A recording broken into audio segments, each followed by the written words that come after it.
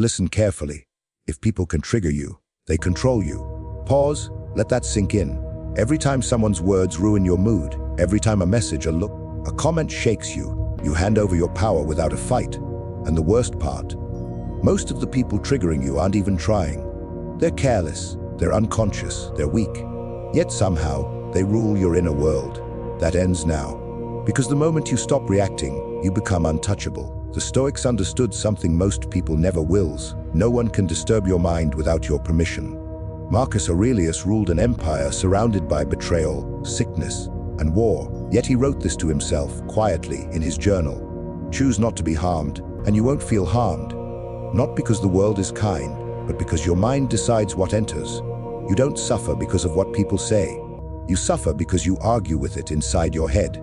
You replay it. You add meaning. You attach ego. You give it weight. That's where the damage happens. So let's be clear. The problem is not them. The problem is your reaction.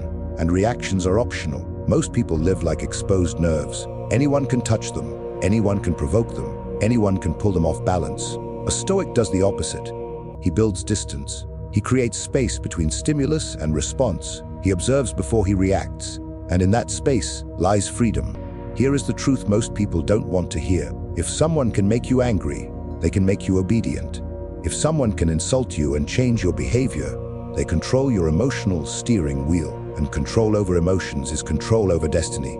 So how do you stop letting people trigger you? Not by fighting, not by explaining, not by defending yourself, but by mastering detachment. Detachment is not coldness, it's clarity. You stop asking, why did they say that? And start asking, why did this affect me? Because nothing external has power on its own. Power is assigned. The Stoics trained themselves to see people as forces of nature. Rain does not insult you. Wind does not disrespect you. Fire does not act with intention. People behave the same way. They act from fear, from insecurity, from ignorance, from pain you cannot see. When you understand this, their words lose poison. Seneca said, "We are more often frightened than hurt, and we suffer more in imagination than in reality." Read that again. The suffering is not happening out there.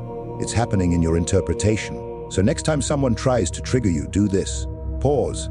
Feel the emotion rising: anger, irritation, defensiveness. Do not suppress it. Observe it. Say internally, this is just a sensation. It will pass. Because emotions are like waves. They peak only if you feed them. Silence starves them. You don't owe reactions. You don't owe explanations. You don't owe emotional performances. Silence is not weakness. Silence is dominance. When you don't react, people feel it.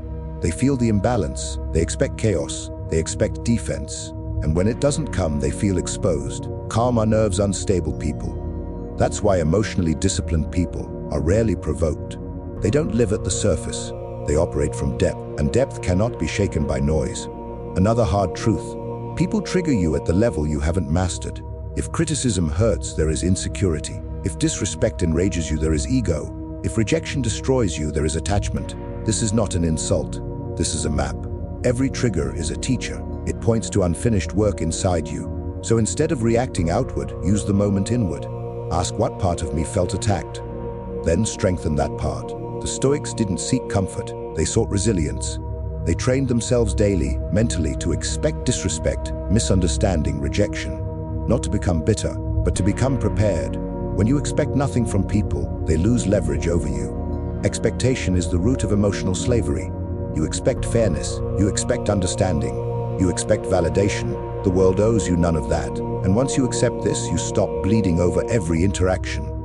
Control your expectations, and you control your reactions. This is emotional self-mastery. And self-mastery is real power, not domination over others, but sovereignty over yourself. People will test you, but the Stoic response is simple. What is not under my control is not my concern. Their tone, not yours. Their mood, not yours. Their behavior, not yours. Your response, always yours. And here is where everything changes. The moment you stop letting people trigger you, you stop leaking energy. You think clearer. You move sharper. You speak less, but with more weight. People begin to feel your presence before you say a word. Because emotional control is visible. It's felt. It's rare. And rarity commands respect. So remember this. You don't need to win arguments. You don't need to prove points. You don't need to be understood. You need to be unshaken. Let others be loud. Let them react. Let them spiral. You stay still. Because when you control your emotions, no one controls you. And that is freedom.